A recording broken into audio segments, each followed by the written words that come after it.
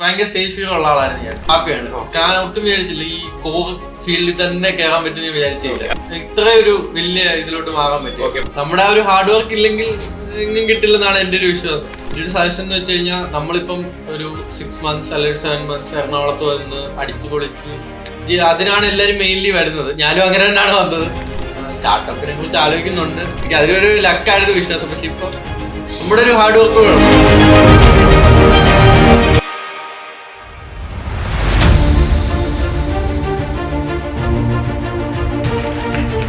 ഇന്ന് നമ്മുടെ കൂടെ ഉള്ളത് മിസ്റ്റർ അഭിനവ് ആണ്. ഇവിടെ പൈത്തൺ ഫുൾ സ്റ്റാക്ക് കോഴ്സ് കഴിഞ്ഞിപ്പോൾ കോട്ടൽസ് എന്ന് പറഞ്ഞ കമ്പനിയിൽ പ്ലേസ്ഡ് ആയിരിക്കുകയാണ്. എസ്പെഷ്യലി റിയാക്ട് ചെയ്ത് ജാങ്കോ മോഡൊന്നും എഴുതാറില്ല.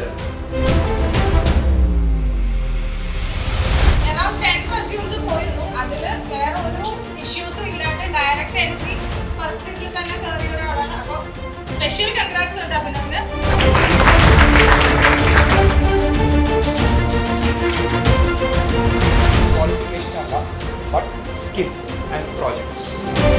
നമ്മൾ ഇത്രയും ടെക്നോളജീസ് പഠിച്ചു കഴിഞ്ഞാലും ഇതെല്ലാം ഇംപ്ലിമെന്റ് ചെയ്യുന്ന പ്രോജക്ട്സിലാണ് കൂടുതലായിട്ടുള്ള വാല്യൂ വരുന്നത്. സോ നിങ്ങളെ ട്രെയിൻ ചെയ്യാൻ വേണ്ടി നിങ്ങളുടെ ട്രെയിനേഴ്സ് റെഡിയാണ്. പ്രൊവൈഡഡ് നിങ്ങളും കൂടെ ടൈം അഡ്ജസ്റ്റ് ചെയ്ത് അവരുടെ കൂടെ നിന്ന് മാക്സിമം പ്രോജക്ട്സിൽ എത്രത്തോളം പ്രോജക്ട്സ് നിങ്ങൾക്ക് ചെയ്യാൻ പറ്റുമോ അത്രയും പ്രോജക്ട്സുകൾ നിങ്ങൾ ചെയ്യുക.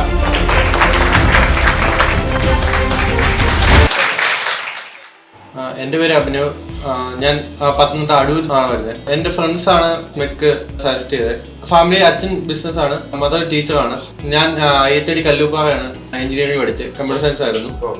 പ്ലേസ്മെന്റ് കിട്ടി. പക്ഷെ പ്ലേസ്മെന്റ് കിട്ടിയത് കമ്പനിക്ക് അത്ര താല്പര്യം ഇല്ലായിരുന്നു. അപ്പോൾ ഞാൻ വേറെ എന്തെങ്കിലും നോക്കാന്നുള്ള രീതിയിലാണ് സ്പെക്കിലോട്ട് എത്തിയത്. ഞാൻ പഠിക്കുന്ന സമയത്ത് തന്നെ ഫ്രണ്ട്സും പഠിക്കുന്നുണ്ടായിരുന്നു. അപ്പൊ അവര് സജസ്റ്റ് ചെയ്ത് അങ്ങനെ വന്നതാണ്. ഞാൻ പൈത്തൺ എടുക്കാനല്ല വന്നത്. ഞാൻ നെറ്റ്വർക്കിംഗ് അല്ലേ സൈബർ സെക്യൂരിറ്റി എടുക്കാനായിരുന്നു വന്നത്. അപ്പം ഞാൻ വന്ന് കണ്ടത് പ്രിൻസ് സാറിനായിരുന്നു. സാറാണ് ഓരോ കോഴ്സിനെ കുറിച്ച് ഡീറ്റെയിൽ ആയിട്ട് എക്സ്പ്ലെയിൻ ചെയ്യുകയും അപ്പം ഈ കോഴ്സാണ് കൂടുതൽ പ്ലേസ്മെന്റ് കൂടുതൽ കിട്ടുന്ന ഇതാണെന്ന് പറഞ്ഞ് അങ്ങനെ കുറെ എക്സ്പ്ലെയിൻ ചെയ്തായിരുന്നു. എല്ലാ കോഴ്സിനെ കുറിച്ചും ഡീറ്റെയിൽ ആയിട്ട് എക്സ്പ്ലെയിൻ ചെയ്ത് എന്തൊക്കെയാണ് പഠിക്കാനുള്ളതെന്നൊക്കെ പറഞ്ഞു. അപ്പൊ അങ്ങനെ ഞാൻ പറഞ്ഞു സാറിനോട് പറഞ്ഞു ഒരു 2 ദിവസം ആലോചിച്ചിട്ട് ഞാൻ റിപ്ലൈ തരാമെന്നാണ് പറഞ്ഞത്. പിന്നെ അങ്ങനെ ഞാൻ പൈത്തൺ എടുക്കുമായിരുന്നു. പൈത്തൺ എടുക്കുമ്പോഴും എനിക്ക് ബേസിക് ഒക്കെ അറിയത്തുള്ളായിരുന്നു. ബേസിക് ആയിട്ടുള്ള പ്രോഗ്രാംസും കോഡും എഴുതാനേ അറിയത്തുള്ളായിരുന്നു. അങ്ങനെ കാര്യമായിട്ട് ഉള്ള നോളജ് ഇല്ലായിരുന്നു. എൻ്റെ 2 ഫ്രണ്ട്സ് വേറെ 2 ഇൻസ്റ്റിറ്റ്യൂട്ടിൽ പഠിക്കുന്നുണ്ട്. ഇവിടെ എന്ന് വെച്ചാൽ നമുക്കിപ്പോ ഉള്ള സിലബസ് മാത്രമല്ല എടുക്കുന്നത്. നമുക്കൊരു എൻ്റെ ഫുള്ളി ഹോസ്റ്റിംഗ് ഫിഗ്മ അങ്ങനെയൊക്കെ ഉള്ളത് നമ്മുടെ സിലബസിൽ ഇല്ലാത്ത കാര്യങ്ങളും ഇവിടെ ഡീറ്റെയിൽ ആയിട്ട് പഠിപ്പിക്കുന്നുണ്ട്. കൂടുതലും ടെക്നോളജി എത്രത്തോളം ടെക്നോളജി പഠിപ്പിക്കാൻ പറ്റുമോ അത്രയും ആ ഒരു കോഴ്സിനകത്ത് അവർ കംപ്ലീറ്റ് ചെയ്യുന്നുണ്ട്, ഉൾപ്പെടുത്തുന്നുണ്ട്. ആക്ച്വലി പ്രൊജക്ട് വൈസ് ആണ് ഇന്റർവ്യൂസ് എല്ലാം വരുന്നത്. ഫസ്റ്റ് ലെവല് സോർട്ടിങ് തന്നെ നടക്കുന്നത് പ്രൊജക്റ്റും റെസ്യൂമേയും വെച്ചിട്ടാണ്. എന്റെയൊക്കെ റെസ്യൂമേ ആദ്യം കണ്ടപ്പം സാറ് വഴക്ക് പറഞ്ഞിട്ടുണ്ട്, ഇങ്ങനെയല്ല റെസ്യൂമേ വെക്കണ്ടേ. അപ്പം സാറ് പറയുന്നതനുസരിച്ച് നമ്മൾ റെസ്യൂമേ മാറ്റിക്കൊണ്ടിരിക്കുമായിരുന്നു. അതും ഓരോ കമ്പനിക്കും ഓരോ രീതിയിൽ റെസ്യൂമേ അയക്കണം എന്നൊക്കെ പറയുമായിരുന്നു. പക്ഷെ നമ്മൾ അങ്ങനെ റെസ്യൂമേ അയക്കാറേ ഇല്ലായിരുന്നു. എല്ലാത്തിനും സെയിം ഒറ്റ റെസ്യൂമേ വെച്ചുണ്ടായിരുന്നു അയച്ചുകൊണ്ടിരുന്നത്. പിന്നെ പ്രൊജക്റ്റ് ആണ് ഏറ്റവും വലിയ നമ്മുടെ സ്കിൽസ് എത്രത്തോളം നമ്മൾ ഉപയോഗിക്കുന്നുണ്ട്, നമ്മുടെ സ്കിൽസ് എത്രത്തോളം നമുക്ക് അറിയാമെന്നുള്ളത് ടെസ്റ്റ് ചെയ്യുന്നത് പ്രൊജക്റ്റിൽ കൂടെ ആണ്. അപ്പോൾ പ്രൊജക്റ്റ് എന്തൊക്കെയാണ് ചെയ്തേക്കുന്നത് നമ്മൾ ഡീറ്റെയിൽ ആയിട്ട് നമ്മൾ പറയണം. ഒരു ഇന്റർവ്യൂ ആയപ്പോലും പ്രൊജക്റ്റ് എന്തൊക്കെയാണ് ചെയ്തിട്ടുള്ളത് ഡീറ്റെയിൽ ആയിട്ട് എക്സ്പ്ലെയിൻ ചെയ്യും. നമ്മുടെ വേ ഓഫ് കമ്മ്യൂണിക്കേഷനും എല്ലാം അതെല്ലാം ഗൈഡ് ചെയ്ത് തന്നിട്ടുണ്ടായിരുന്നു. എൻ്റെ ഇന്റർവ്യൂവിന് ജസ്റ്റ് എന്റെ പ്രൊജക്റ്റ് മാത്രമായിരുന്നു. പ്രൊജക്റ്റിലാണ് അവർക്ക് ഇംപ്രസ്ഡ് ആയത്. ഞാൻ പ്ലേസ്ഡ് ആവുമെന്ന് വിചാരിച്ചില്ല. അതിന്റെ റീസൺ എന്തായിരുന്നു? ഞാൻ തന്നെ സെപ്പറേറ്റ്ലി കുറെ അറ്റൻഡ് ചെയ്തിട്ടുണ്ടായിരുന്നു. സെപ്പറേറ്റ്ലി കുറെ അറ്റൻഡ് ചെയ്ത് പിന്നെ ഒരു മനസ്സ് മടക്കുന്ന ഒരു സംഭവം ഉണ്ടല്ലോ. ഒരു 10-20 വട്ടത്തിൽ കൂടുതലൊക്കെ ഞാൻ അറ്റൻഡ് ചെയ്തിട്ടുണ്ട് സെൽഫായിട്ട്. അപ്പോഴും പലയിടത്ത് റഫറലൊക്കെ ഉണ്ടായിരുന്നു. അതൊക്കെ ഇഷ്യൂ ആയിട്ട് എനിക്ക് തോന്നിയിട്ടുണ്ട്. ഞാൻ മേടിച്ചില്ല കിട്ടുമെന്ന്. ഇപ്പോൾ നൈറ്റ് ഇപ്പം ഭയങ്കര മോശം അവസ്ഥയിലോട്ട് പോകുന്നോണ്ട് ഞാൻ ഒട്ടും മേടിച്ചില്ല ഇങ്ങനെ പ്ലേസ്ഡ് ആവുമെന്ന്. ആക്ച്വലി നമ്മുടെ പ്ലേസ്മെന്റ്സ് എല്ലാം സപ്പോർട്ട് അത്യാവശ്യം നന്നായിട്ടുണ്ടായിരുന്നു. കാരണം ഞാൻ കോഴ്സ് കഴിയാറായപ്പോഴത്തേക്ക് ഒത്തിരി ഇന്റർവ്യൂസ് അപ്പം ഇവിടുന്ന് തന്നെ സോർട്ട് ചെയ്ത് വരുന്നുണ്ടായിരുന്നു. അത് നമുക്ക് ഭയങ്കര ഗുണമായിരുന്നു. കാരണം ഞാൻ എല്ലാം അറ്റൻഡ് ചെയ്യുമ്പം ഒരു 2 പോസ്റ്റിന് ഒരു 20,000 അല്ലെ 2,000+ ഒക്കെ ആൾക്കാർ വരുമായിരുന്നു. ഇവിടുന്ന് ആകുമ്പോൾ ജസ്റ്റ് നമ്മുടെ ഒരു 15-14 പേരേ ഉള്ളൂ. അതൊരു വലിയ പ്ലസ് പോയിന്റ് ആയിട്ട് എനിക്ക് തോന്നിയിട്ടുണ്ട്. കാരണം സോർട്ടിങ് അത്ര എളുപ്പമായിരിക്കും. കാരണം മറ്റൊരു 2,000+ ഒക്കെ വന്നു കഴിഞ്ഞ് കഴിഞ്ഞാൽ നമുക്ക് ചാൻസസ് ഭയങ്കര ലെസ് ആണ്. ഫാമിലി ഭയങ്കര ഹാപ്പി ആയിട്ടുണ്ട് ഇപ്പൊ. ഫാമിലി ഒട്ടും വിചാരിച്ചില്ല ഇങ്ങനെ എന്താ ഇത് പ്ലേസ്ഡ് ആവുമെന്ന്. ഫാമിലി വന്ന് വേറെ എന്തെങ്കിലും അല്ലെ MBA വേറെ ഫീൽഡിലോട്ട് വേണേലും പോകാന്ന് പറഞ്ഞ ഗൾഫോ അങ്ങനെ എന്തെങ്കിലും ഒക്കെ ട്രൈ ചെയ്യാൻ പറഞ്ഞ, അല്ലെ എന്താ ഹയർ സ്റ്റഡീസോ അല്ലെ വേറെ എന്തെങ്കിലും ബാങ്ക് കോച്ചിങ് അങ്ങനെയൊക്കെ പറഞ്ഞാ. അതെ, ഭയങ്കര ഹാപ്പി ആയി. മെയിൻലി നമ്മുടെ പ്രൊജക്ട് നമ്മൾ ഹൈലൈറ്റ് ചെയ്ത് പറയുന്നത് മാത്രമാണ്. പ്രൊജക്ട് നമ്മൾ ഭയങ്കര 100% കോൺഫിഡൻസ് ആയിട്ട് വേണം ഇന്റർവ്യൂ നമ്മൾ സംസാരിക്കുമ്പോൾ അവർക്ക് തോന്നണം നമുക്കിതൊക്കെ അറിയാം.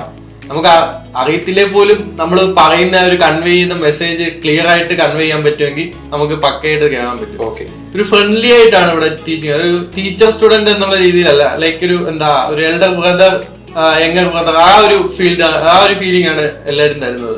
അതുകൊണ്ട് നമുക്ക് എന്താ പറയാ, ഇപ്പൊ വഴക്ക് പറയുകയാണെങ്കിലും ലൈക്ക് പറഞ്ഞു തരുവാണെങ്കിൽ ഇച്ചിരി എളുപ്പം മനസ്സിലാവാൻ പറ്റുന്നുണ്ട്. എന്തെങ്കിലും ഒരു ചെറിയ ഡൗട്ട് ഉണ്ടെങ്കിലും അത് എത്ര ലേറ്റ് ആയിട്ട് വേണമെങ്കിലും അവർ എക്സ്പ്ലെയിൻ ചെയ്യും. ഇപ്പൊ ഞങ്ങൾ തന്നെ ഇവിടെ പ്രൊജക്ട് ചെയ്യാൻ നേരത്ത് ലൈക്ക് എന്താ രാവിലെ തൊട്ട് വൈകുന്നേരം ഒരു 7:30 വരെയൊക്കെ ഇവിടെ ഇരുന്നിട്ടുണ്ട് ചെയ്യാൻ വേണ്ടി. അപ്പൊ അത്രയും നമ്മളോട് എന്തോ ഒരു കുഴപ്പമില്ലാതെ എന്താ അവർക്കൊരു മടുപ്പോ അങ്ങനൊന്നും ഇല്ലാതെ ഇരുന്നിട്ടുണ്ട്. ഒരു ഗൈഡൻസും ഹെൽപ്പും എല്ലാം. നമുക്ക് പെട്ടെന്നൊരു സ്റ്റക്കായി കഴിഞ്ഞ് കഴിഞ്ഞാൽ ഇതിങ്ങനെ ചെയ്യ്, അല്ല ഇതിങ്ങനെ ചെയ്യാൻ പറ്റും, ഇങ്ങനെയൊക്കെ ചെയ്ത് നോക്ക് എന്നൊക്കെ പറയുന്നൊരു ഭയങ്കര ഹെൽപ്പായിരുന്നു. ലൈക്ക് എന്റെ റെസ്യൂമെ എന്ന് വെച്ചാൽ എന്റെ ഒരു ബേസിക് റെസ്യൂമെ ആയിരുന്നു. കോളേജ് എല്ലാ പിള്ളേരുടെയും എങ്ങനെയാണെന്ന് ഇരിക്കുന്നത്, അതുകൊണ്ട് ഒരു കോളേജ് എങ്ങനെ റെസ്യൂമെ ഉണ്ടോ അതായിരുന്നു എന്റെ റെസ്യൂമെ. എന്ന് വെച്ചാൽ അതിനകത്ത് പ്രത്യേകിച്ച് സ്കിൽസോ പ്രൊജക്ട്സോ അങ്ങനെ ഒന്നുമില്ല. ജസ്റ്റ് ഇതാണ് ബിടെക് പഠിച്ചു, ഇത് അങ്ങനെയുള്ള ജസ്റ്റ് എന്താ പറയാ സോർട്ട് ചെയ്യാൻ പറ്റിയ ഒരു സാധനം ഇല്ലായിരുന്നു ആക്ച്വലി. ഇവിടെ വന്നു കഴിഞ്ഞിട്ട് നമുക്ക് കുറച്ച് റെസ്യൂമേഴ്സ് കാണിച്ചു, ഇത് കണ്ടോ ഇങ്ങനെയുള്ള റെസ്യൂമേഴ്സ് ഉണ്ട്, ഇതൊക്കെയാണ് സോർട്ട് ചെയ്യാൻ കൂടുതൽ ചാൻസ് ഉള്ളതെന്ന് കാണിച്ചു. അപ്പം അത് വെച്ച് നമ്മൾ നമ്മുടെ എന്താ പ്രൊജക്ട് ചെയ്തതും നമ്മുടെ സ്കിൽസും ഒക്കെ നമ്മൾ ഇംപ്ലിമെന്റ് ചെയ്ത് എന്തൊക്കെയാണെന്ന് വെച്ചാൽ അത് വെച്ച് റെസ്യൂമെ എഴുതാൻ പറഞ്ഞു. അങ്ങനെ റെസ്യൂമെ എഴുതി അത് ആദ്യത്തെ വട്ടം നമ്മൾ സബ്മിറ്റ് ചെയ്യും. ചിലപ്പം അത് വീണ്ടും ശരിയാവില്ല, വീണ്ടും റീസബ്മിറ്റ് ചെയ്യാൻ പറയും. അങ്ങനെ ഒരു 3-4 റൗണ്ട് റെസ്യൂമെ തന്നെ നമ്മൾ പ്രിപ്പയർ ചെയ്തു. പിന്നെ ലിങ്ക്ഡിനിൽ കൂടെ അപ്ലൈ ചെയ്യണം, ലിങ്ക്ഡിൻ പ്രൊഫൈൽ എങ്ങനെ ക്രിയേറ്റ് ചെയ്യണം അതെല്ലാം നമുക്ക് ഡീറ്റെയിൽ ആയിട്ട് പറഞ്ഞു തന്നായിരുന്നു. ലൈക്ക് മോഡൽസ് കാണിച്ചു തന്നു, ഇങ്ങനെയൊക്കെ ആക്കണം ലിങ്ക്ഡിൻ. ഒരു ബിഗിനറിന്റെ ഒരു ജോബ് കിട്ടാൻ വേണ്ടിയുള്ള ലിങ്ക്ഡിൻ പ്രൊഫൈൽ ഇങ്ങനെ ആയിരിക്കണം. നമ്മുടെയൊക്കെ എന്ന് വെച്ചാൽ ജസ്റ്റ് ഒരു ഫോട്ടോ മാത്രമേ ഉള്ളായിരുന്നു, അല്ലാതെ ഒന്നും ഇല്ലായിരുന്നു. പ്രോജക്ട്സ് ഇടണം, അങ്ങനെ കുറെ ഹെൽപ്പ് ചെയ്തിട്ടുണ്ട്. പിന്നെ പറയാം, ഇവിടെ പല ഇൻസ്റ്റിറ്റ്യൂട്ടിൽ പഠിച്ചിട്ട് കോഴ്സ് കംപ്ലീറ്റ് ചെയ്ത് കോഴ്സ് ജോയിൻ ചെയ്ത സ്റ്റുഡൻസ് അല്ലേ, അതിന്റെ മെയിൻ റീസൺ എന്തായി? മെയിൻ റീസൺ ടീച്ചിങ്ങിന്റെ ആ ഒരു എന്താ പറയാ മെത്തഡോളജിയും എല്ലാം ആയിരിക്കും. പിന്നെ എനിക്ക് തോന്നുന്നു ഇവിടെ ഒരു ടീച്ചർ സ്റ്റുഡൻസ് അല്ല, എല്ലാവരും ഒരു ഫ്രണ്ട്സ് കണക്കാണ് ഇവിടെ ഇത് ചെയ്യുന്നത്. എന്തുണ്ടെങ്കിലും ഹെൽപ്പ് ചെയ്യും. പിന്നെ പ്ലേസ്മെന്റ് ഭയങ്കര അസിസ്റ്റൻസ് ആണ്. പ്ലേസ്മെന്റിലേക്ക് എന്താ പറയാ നമുക്കൊരു 1-to-1 കമ്മ്യൂണിക്കേഷൻ ഭയങ്കര എളുപ്പമായിരിക്കും. ഞാൻ എന്റെ 2 ഫ്രണ്ട്സ് ഇപ്പൊ ഓൾറെഡി ഇപ്പം ഇവിടെ സജഷൻ വഴി വന്നിട്ടുണ്ട്. ഞാൻ മെയിൻലി പറയുന്നത് നമ്മുടെ എന്താ കോഴ്സ് ഏതാണെങ്കിലും അത് 100% നമുക്ക് മനസ്സിലാവും. നമുക്കത് എന്താ പറയാ നമുക്കത് തന്നെ ചെയ്യാൻ പറ്റുന്ന ഒരു കഴിവുണ്ടാവും, അത് ഉറപ്പായിട്ടും ഉണ്ടാവും. പിന്നെ പ്ലേസ്മെന്റ് നമ്മുടെ ഒരു എന്താ ഒരു ഇൻപുട്ടൂടെ ഉണ്ടെങ്കിൽ പ്ലേസ്മെന്റ് ഉറപ്പായിട്ടും കിട്ടും. ഇവിടുന്ന് ജിഗു സാറിൽ നിന്ന് ഡെയിലി നമുക്ക് രാവിലെ വരുമ്പോൾ മെഷീൻ ടെസ്റ്റ് മാത്രം നടത്തിയത് ലൈക്ക് എന്താ ഒരു ഉറക്കത്തെ എഡിറ്റ് ചോദിച്ചാൽ അത് ചെയ്യിപ്പിക്കുന്ന പോലൊക്കെ ചെയ്തോണ്ടിരിക്കുകയായിരിക്കും. സ്റ്റാർട്ടപ്പിനെ കുറിച്ച് ആലോചിക്കുന്നുണ്ട്, പക്ഷെ ഇപ്പൊ ഉടനെ ഇല്ല. എന്തായാലും ഒരു 1-2 years ജോബ് തന്നെ ചെയ്യാനാണ് ആഗ്രഹിക്കുന്നത്. എന്റെ ഒരു സജഷൻ എന്ന് വെച്ച് കഴിഞ്ഞാൽ നമ്മളിപ്പം ഒരു 6 months അല്ലെങ്കിൽ 7 months എറണാകുളത്ത് വന്ന് അടിച്ചു പൊളിച്ച് അതിനാണ് എല്ലാവരും മെയിൻലി വരുന്നത്. ഞാനും അങ്ങനെ തന്നെയാണ് വന്നത്.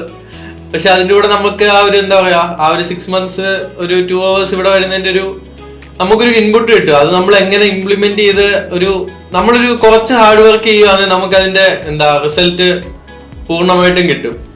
നമ്മളൊരു 6 months 7 months ഇവിടെ പഠിച്ചതിന്റെ ഒരു ഇത് നമ്മളൊരു എന്താ പറയാ ഒരു നമ്മുടെ ഒരു 40% നമ്മളൊരു ഇൻപുട്ട് കൊടുത്തു കഴിഞ്ഞാൽ തന്നെ നമുക്കൊരു എന്താ പറയാ നല്ലൊരു നോളജ് നല്ല സ്കിൽസ് ഡെവലപ്പ് ചെയ്യാൻ പറ്റും. അത് വെച്ച് നമുക്ക് ഈസിലി നമുക്കൊരു കമ്പനി പ്ലേസ്ഡ് ആവാവുന്നേ ഉള്ളൂ. നമ്മുടെ ആ ഒരു ഹാർഡ് വർക്ക് ഇല്ലെങ്കിൽ എങ്ങും കിട്ടില്ലെന്നാണ് എൻ്റെ ഒരു വിശ്വാസം. അതിപ്പോ എനിക്ക് അതിലൊരു ലക്കായിരുന്നു വിശ്വാസം. പക്ഷെ ഇപ്പൊ നമ്മുടെ ഒരു ഹാർഡ് വർക്ക് വേണം. നമുക്ക് ഫുള്ളി സ്പൂൺ ഫീഡ് ചെയ്ത് തരാൻ പറ്റത്തില്ലെങ്കിലും നമ്മുടെ ഒരു ഹാർഡ് വർക്ക് വിടുവാണെങ്കിൽ ഉറപ്പായിട്ട് നമ്മൾ